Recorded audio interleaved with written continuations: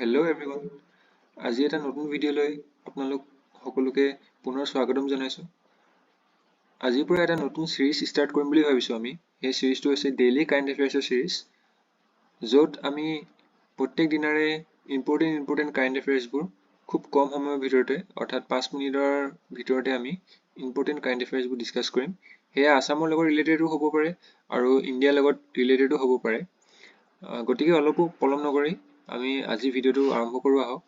আজি হৈছে 5 ফেব্ৰুৱাৰী 2024। ঠিক আছে, আমি প্ৰথমটো নিউজ চাওঁ। প্ৰথম নিউজটো হৈছে Champai Soren is the 12th chief minister of Jharkhand. Recently ঝাৰখণ্ডত নতুন চিফ মিনিষ্টাৰ হিচাপে চম্পাই চৰেনে শপত গ্ৰহণ কৰিছে। ঠিক আছে, নেক্সট ছেকেণ্ডটো নিউজলৈ আহিছোঁ।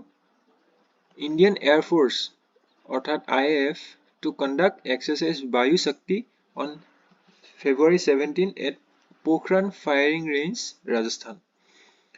ইণ্ডিয়ান এয়াৰ ফ'ৰ্চে এক্সাৰচাইজ বায়ু শক্তি, এটা কথা আপোনালোকে জানি থওক যে এই এক্সাৰচাইজ বায়ু শক্তিটো হৈছে ইণ্ডিয়ান এয়াৰ ফ'ৰ্চৰ আটাইতকৈ ডাঙৰ এক্সাৰচাইজ, আৰু সেই এক্সাৰচাইজটো এই বছৰৰ ফেব্ৰুৱাৰী 17 তাৰিখে পোখৰান ফায়াৰিং ৰেঞ্জ ৰাজস্থানত অনুষ্ঠিত হ'বলৈ গৈ আছে। ঠিক আছে,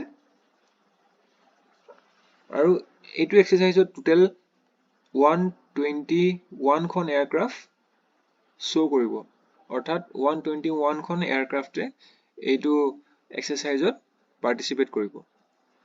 ইয়াৰ লগতে এটা কথা কৈ থওঁ যে আমাৰ ইণ্ডিয়ান এয়াৰ ফ'ৰ্চ কেতিয়া ফৰ্ম হৈছিলে, সেয়া হৈছিলে 8 অক্টোবৰ 1932। গতিকে সেই 8 অক্টোবৰ দিনাখনে আমাৰ ইণ্ডিয়ান এয়াৰ ফ'ৰ্চ ডে হিচাপেও পালন কৰা হয়।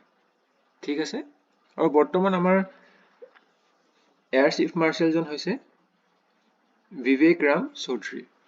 ঠিক আছে, নেক্সট থাৰ্ড নিউজটোলৈ আহিছোঁ। Minister LK Advani and former Bihar chief minister Karpoori Thakur to get Bharat Ratna. Recently জানুৱাৰী মাহত ঘোষণা কৰা হৈছে যে former BJP minister LK Advani আৰু বিহাৰৰ ফৰ্মাৰ চিফ মিনিষ্টাৰ কৰ্পূৰী ঠাকুৰে কি পাব, ভাৰত ৰত্ন 2024 ভাৰত ৰত্ন বঁটা তেখেতলোকক দিয়া হ'ব। ঠিক আছে, আৰু এটা কথা জানি থওক যে ভাৰত ৰত্ন বঁটা আটাইতকৈ সৰ্বোত্তম তিনিজন মানুহলৈহে দিব পাৰে। ঠিক আছে, এইবছৰ কেইজনক দিয়া হ'ল, 2জনক দিয়া হৈছে। নেক্সট ফ'ৰ্থ নিউজটোলৈ আহিছোঁ। INS Sandhayak recommission at Visakhapatnam, Andhra Pradesh. কি বুলি কৈছে? INS মানে কি হয়? Indian naval service. Indian naval ছাৰ্ভিচৰ এখন ভেছেল হয়, অৰ্থাৎ এখন বাহন হয়। সেইখন হৈছে সন্ধ্যায়াক। সেইখন ৰিকমিশ্যন কৰা হৈছে, অৰ্থাৎ আকৌ নতুনকৈ কমিশ্যন কৰা হৈছে। আগতে চলিছিল এখন, কিন্তু বন্ধ কৰি দিয়া হৈছিলে। আকৌ বৰ্তমান ৰিকমিশ্যন কৰিছে কোনে? ডিফেন্স মিনিষ্টাৰে কৰিছে। আমাৰ ডিফেন্স মিনিষ্টাৰ হৈছে ৰাজনাথ সিং। ক'ত কৰিছে? বিশাখাপট্টনম, অন্ধ্ৰপ্ৰদেশ। এই নিউজটো মই এইকাৰণে ল'লোঁ কাৰণ INS সন্ধ্যায়াকখন হৈছে আমাৰ ইণ্ডিয়ান নেভিৰ লাৰ্জেষ্ট ছাৰ্ভে ভেহিকল।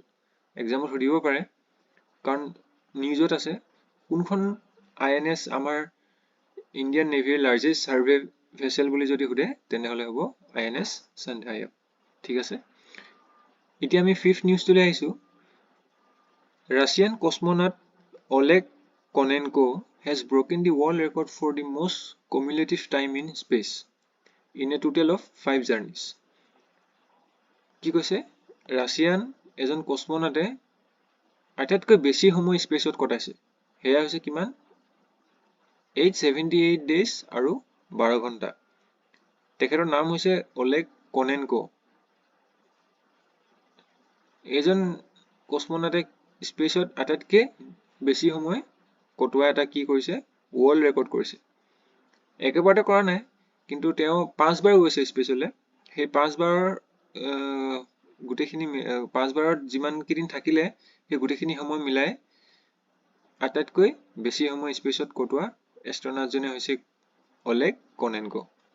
ঠিক আছে, এইটো ভিডিঅ' আমি শ্বৰ্ট কৰিবলৈ ৰাখিছোঁ, 5 মিনিটৰ ভিতৰতে আপোনাৰ ডেইলি ইম্পৰ্টেণ্ট কাৰেণ্ট এফেয়াৰ্ছ গোটেইখিনি কভাৰ কৰিবলৈ চেষ্টা কৰিছোঁ। গতিকে আজিলৈ ইমানেই আছিলে। Thank U. নেক্সট ভিডিঅ'ত পুনৰ লগ পাম।